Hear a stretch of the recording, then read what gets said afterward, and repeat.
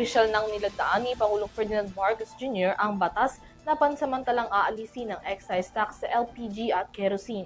Ito ay upang tugunan ang krisis sa langis at mabawasan ang pasanin ng mga consumer na pinakaapektado ng pagtaas sa presyo sa merkado. Alinsunod dito, epektibo ang temporary excise tax suspension sa LPG at kerosene ng hanggang 3 buwan. Si Catherine Nandicho para sa kabuuan ng balita.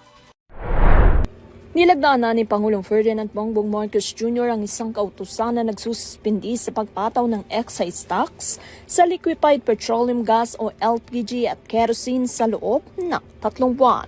Sa ilalim ng Executive Order No. 114, layunin ng hakbang na maibsan ang epekto ng pagtaas ng presyo ng langis sa mga consumer, lalo na para sa mga pamilyang umaasa sa LPG at kerosene para sa kanilang pang-araw-araw na pangangailangan.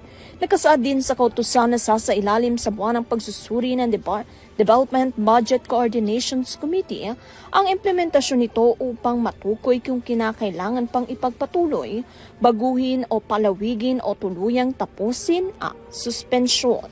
Nauna nang tiniyak ng Pangulo na sapat ang supply ng mga pangunahing bilihin sa bansa at inaasang hindi agad tataas ang presyo ng mga ito dahil sa naturang hakbang. Patuloy naman na babantayan ang pamahalaan ng galaw ng presyo ng langis at iba pang pangunahing produkto upang maprotektahan ang kapakanan ng mamamayan. Para sa UTV News, Catherine Landichos, masaludo sa bawat Pilipino.